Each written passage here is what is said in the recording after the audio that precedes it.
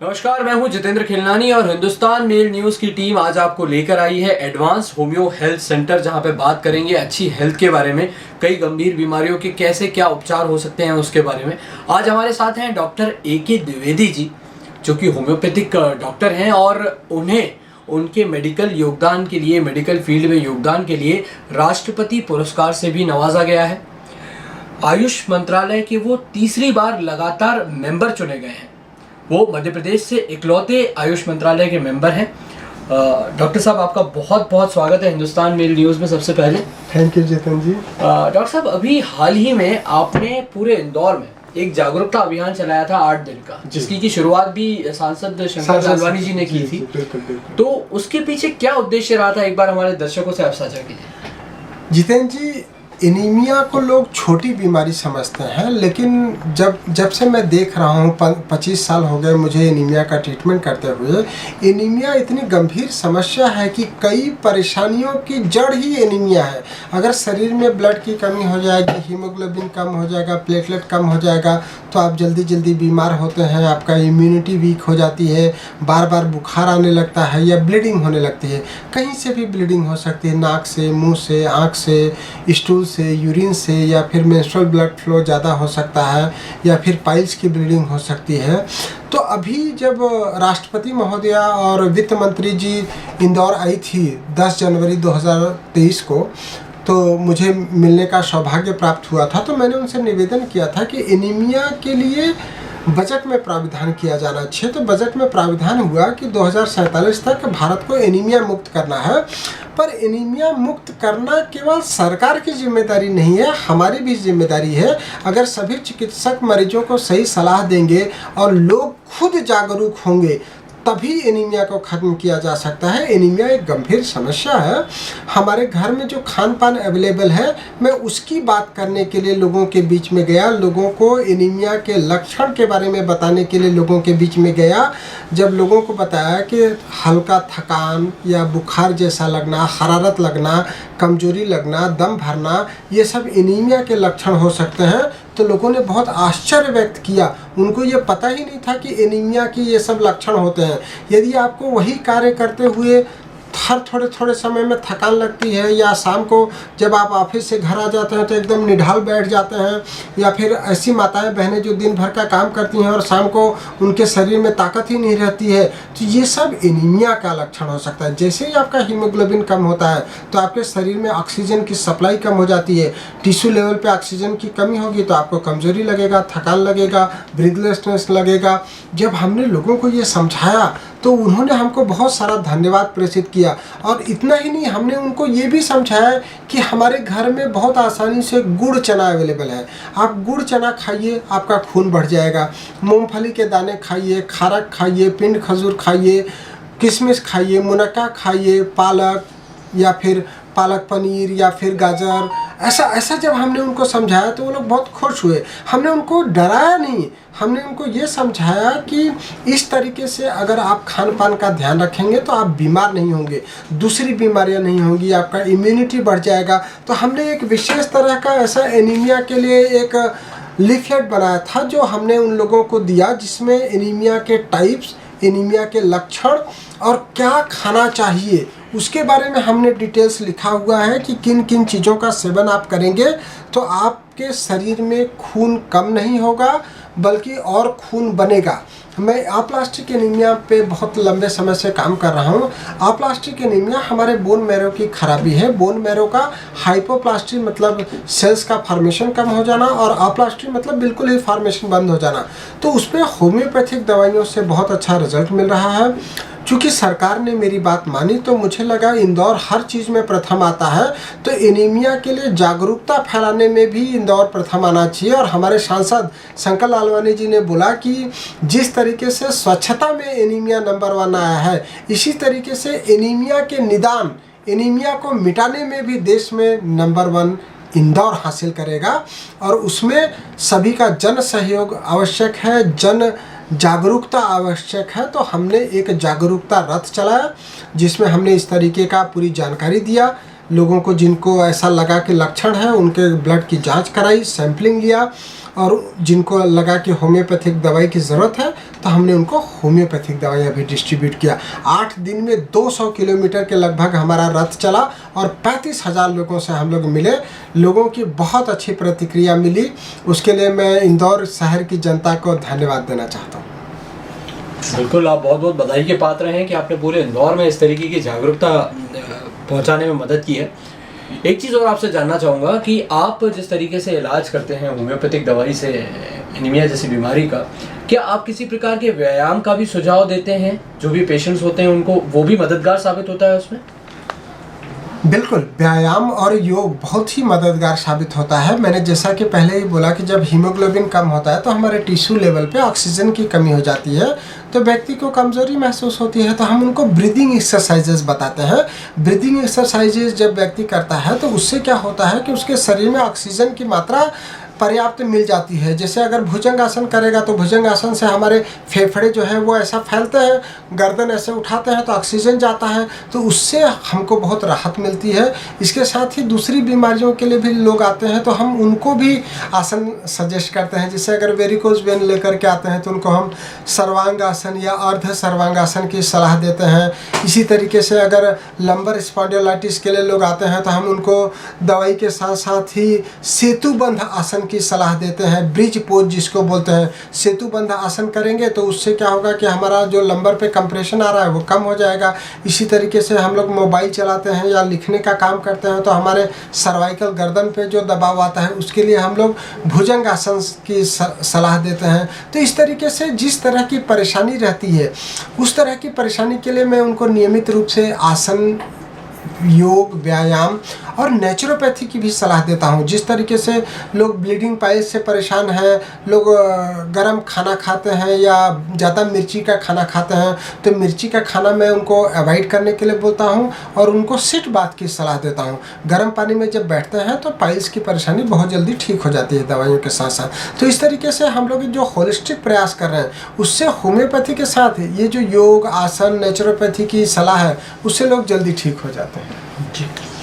Anaemia के अलावा कई बड़ी बीमारियां हैं, जैसे कैंसर जैसी बीमारी की मैं बात करूं तो अगर एलोपैथी की बात करें तो वहाँ भी इस चीज़ की एश्योरिटी तो नहीं मिलती कि ये इस बीमारी को जड़ से, लेकिन वहाँ भी काफ़ी हद तक ऐसी दवाइयाँ हैं जो उसको मदद करती हैं। अगर मैं होम्योपैथी की बात करूँ और इस बीमारी की बात करूँ तो किस हद तक आज सक्सेस पा रही है होम्योपैथिक इस बीमारी को ख़त्म करने में? अभी तक हमारे पास जो मरीज आए उसमें गॉल ब्लैडर कैंसर के काफ़ी सारे केसेस आए, प्रोस्टेट कैंसर के काफ़ी सारे केसेस आए, ईसोफेगस कैंसर के आए। तो हमको होम्योपैथी से काफ़ी अच्छे रिजल्ट्स मिले। प्रोस्टेट कैंसर में तो बहुत ही अच्छा रिजल्ट मिला। कई बार पेशेंट का प्रोस्टेट निकाल देते हैं, टेस्टिस निकाल देते हैं, उसके बाद उसके पेशाब के रास्ते में कैथेटर डाल दिया जाता है, उसके बाद भी पेशाब की परेशानी बनी रहती, तब हमारे पास आते हैं। पेशाब में जलन, दर्द या फिर बार बार पेशाब जाने की शिकायत होती है, तो हम लोग जो होम्योपैथी ट्रीटमेंट देते हैं उससे प्रोस्टेट कैंसर में बहुत अच्छा रिजल्ट मिला। देन गॉल ब्लैडर कैंसर के लिए तो उनके पास कोई इलाज ही नहीं है, ऑपरेशन भी नहीं हो पाता है, तब हमारे पास पेशेंट आता है तो लास्ट स्टेज में हम लोग उसको काफ़ी सहयोग करते हैं, जिससे जो उसका लास्ट स्टेज होता है उसमें उसको जीवन बहुत आसान सा लगने लगता है। जहाँ पे कैंसर हो जाता है तो लोग ऐसा सोचते हैं कि ये बहुत जटिल परेशानी हो गई है और इससे अच्छा तो मृत्यु ही है। तो हम उसको जो होम्योपैथिक दवाई देते हैं उससे उसका जीवन बहुत आसान कर देते हैं। इसी तरीके से ईसोफेगस के कैंसर के पेशेंट आते हैं, लंग्स के कैंसर के पेशेंट आते हैं, ओवरी के कैंसर के पेशेंट आते हैं। मैं आपको बताना चाहता हूँ कि ब्रेस्ट कैंसर के पेशेंट ऐसे आते हैं जिनका ऑपरेशन हो जाता है, जब ब्रेस्ट निकाल दिया जाता है तो उस हाथ में सूजन आ जाता है, तो ये सूजन उनकी बहुत बड़ी समस्या हो जाती है। हाथ मोटा हो जाता है, हाथ उठता नहीं है। उसके लिए हम लोग जो होम्योपैथिक दवाई देते हैं तो उससे हाथ उनका नॉर्मल जैसा हो जाता है, उसका सूजन उतर जाती है। इसी तरीके से कैंसर के सभी प्रकार के केसेस में जब कीमोथेरापी, रेडियोथेरापी और ऑपरेशन करा लेते हैं उसके बाद रिकरेंस होता है, तब पेशेंट बहुत हताश हो जाता है और उस हताशा के कंडीशन में भी हम होम्योपैथी से काफ़ी अच्छा उनको हेल्प कर पाते हैं। और मैं आपको बताना चाहता हूँ कि जब कीमोथेरापी लेते हैं या रेडियोथेरापी लेते हैं तो सेल्स कम हो जाती है, blood cells, RBC, WBC, platelets या हीमोग्लोबिन डाउन हो जाता है। तो होम्योपैथिक दवाइयों से हम लोग कीमोथेरापी के साथ भी और कीमोथेरापी के बाद भी ब्लड सेल्स बढ़ाने में काफ़ी मददगार साबित होते हैं मरीजों के लिए। उनका हीमोग्लोबिन नॉर्मल हो जाता है, प्लेटलेट काउंट जो कीमोथेरेपी से घट जाता है उसको हम होम्योपैथी से पूरी तरह से नॉर्मल लाने में सफलता प्राप्त करते हैं। डॉक्टर साहब, एक चीज़ और है जहन में कि हमेशा से कोई पेशेंट किसी भी बीमारी का हो, लेकिन होम्योपैथी और एलोपैथी दोनों में वो एक कंपैरिजन रखता है, एक बिलीफ की अगर हम बात करें, क्योंकि आज होम्योपैथी किस बीमारी का इलाज नहीं कर रहा है। होम्योपैथी ने एक अलग ही मिसाल कायम की है कई ऐसी बीमारियों में राहत दिला के। तो एक बिलीव की अगर हम बात करें, एक मैसेज हमारे ऑडियंस को कि आज क्या ऐसी बात है जो एक स्ट्रॉन्ग बिलीव रखना चाहिए होम्योपैथी पे? स्ट्रांग बिलीव जो आप बात कर रहे हैं वो कोरोना के बाद काफ़ी बढ़ गया है होम्योपैथी के लिए। अभी आप देखेंगे तो इस समय जो वायरल इन्फेक्शन चल रहा है, लोगों का सर्दी जुकाम बुखार एक एक महीने तक दूसरी दवाइयाँ लेने के बाद ठीक नहीं हो रहा है, और एक महीने दवाई लेने के बाद भी जब उनको आराम नहीं होता तब वो हमारे पास होम्योपैथी ट्रीटमेंट के लिए आते हैं। अभी मेरे पास कल एक पेशेंट आए, उनको ड्राई कफ सूखी खांसी आती है। वो बता रहे थे कि रात को सो ही नहीं पाते हैं, रात भर वो बैठे बैठे निकालते हैं। ऐसी अवस्था में हमारे पास आते हैं जब उनको खांसी आती है तो दूसरी दवाई लेते रहते हैं, दूसरा सिरप लेते रहते हैं, उससे भी आराम नहीं होता है और रात भर बैठ करके निकालना पड़ता है। ऐसे मरीज को हम होम्योपैथी दवाई देते हैं और 2 दिन में ही उसका खांसी ठीक हो जाती है या उसकी परेशानी ठीक हो जाती है। तो होम्योपैथी दवाई बहुत फास्ट रिजल्ट करती है, और जब लोग उसको इस्तेमाल करते हैं तब उनका बिलीफ ज़्यादा बढ़ जाता है। हमारा जब पेशेंट ठीक होता है तो वो पेशेंट जब दूसरे लोगों को बताता है और दूसरे लोगों को हमारे पास लेकर के आता है तो उससे उसमें बिलीफ बढ़ जाता है। जब वो मरीज को देखता है कि इसको ये परेशानी थी